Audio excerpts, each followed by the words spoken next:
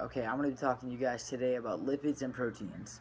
Let's start off with lipids. Lipids are a type of molecule that contain a lot of fatty acids that are insoluble in water but are soluble in natural solvents such as certain oils, certain waxes, and certain vitamins. Lipids can be found in nearly anything.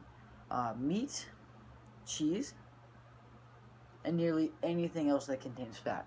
Lipids are also hydrophobic, which means they do not like water.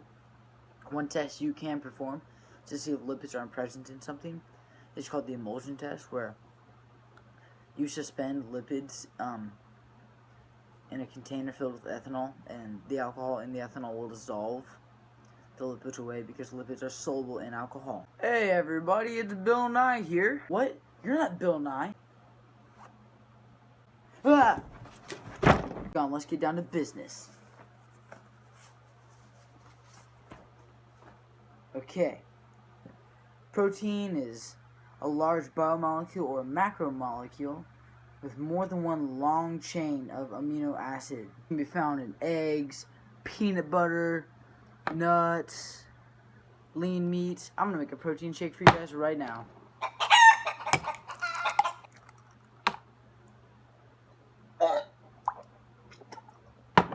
But yep, protein. Probably the most efficient test out there for testing for proteins is the Buria test, where you take a blue copper sulfate, and that's used as an indicator to determine if protein is found. And if protein is found, it will turn a purplish color. Protein's very good if you're trying to gain a lot of muscle mass. A lot of football players and sports players use protein on a daily basis to gain muscle mass, get stronger bones. Thank you guys so much for listening, and here's Hunter with some DNA and carbohydrates. Hey guys, my name is Hunter, and today I'll be talking to you about DNA, aka deoxyribonucleic acid. It's a really long name, but it's not as, not as complicated as it seems. DNA is it's your genetic code. They are molecules called nucleotides. That's what they're made of. Well, that's what DNA is made of. Each nucleotide contains a phosphate group, a sugar group, and a nitrogen base to make the DNA. The four types of nitrogen bases for it are adenine, thymine, guanine, and cytosine. The order of these bases is what determines the DNA's instructions, aka your genetic code.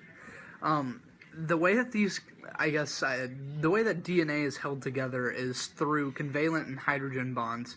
But if you want to break a hydrogen bond, you have to apply a lot of heat, aka also making condensating it. It's like taking water away, kind of, by heating it. By doing so, you'll make it weak and have less energy. Excuse me. Those are the results of the change if you do remove the bond to it. This macromolecule is grouped. It's a nucleic acid made up of monomers called nucleotides. This is needed to differentiate you from any other being with DNA, such as your mom, your grandpa. See, I have blue eyes because that was part of my genetic code and the way that I was raised with my family because of the way they look. Yeah. DNA is also needed for organisms to develop and also reproduce. That's a big function with DNA. Not only does it help you reproduce, but it also it helps you reproduce, develop, and survive. That's three very important things that you need that are extremely essential for your life. DNA is usually in living things, such as anything, I guess. You could say your cat has DNA. I will bring my cat in here and show you. Cats have DNA, dogs have DNA. Anything that has, anything that's living has DNA. Not to mention that DNA also allows you to DNA allows you to replicate it and also encodes along with being in charge of cellular management, which is extremely important. And not to mention, it grants you the ability to mutate, which means change, kind of. Mutating is more changing in the sense of DNA. As an example of carbohydrates, I decided to get cake. Cake is a very good form of carbohydrates because it's extremely fattening, and the more the carbohydrates you have, then the more, I guess, fat you will receive, and I guess the bigger you will be. So as I take this bite, I'm consuming carbs. Carbohydrates are pretty good.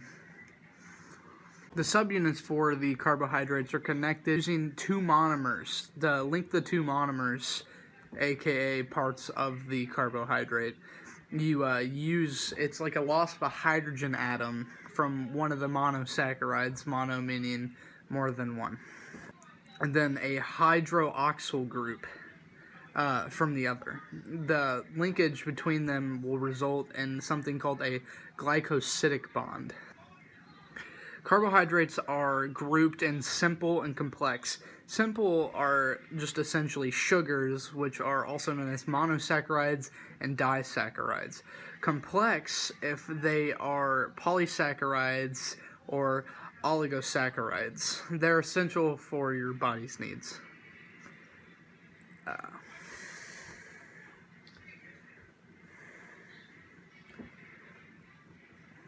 The major function for carbohydrates would be that macromolecule. It will provide your body with mass amounts of energy. So every time that I take a bite of this delicious cake, I'll get more energy. Also, carbohydrates, one of its main functions is that it provides fuel for your central nervous system. The one problem that, like, something that it does to your bodies or cells if you do eat too much or consume too many carbohydrates, it can make you gain massive weight depending on your intake of these carbohydrates. And, well, I guess to the ratio of how often you exercise.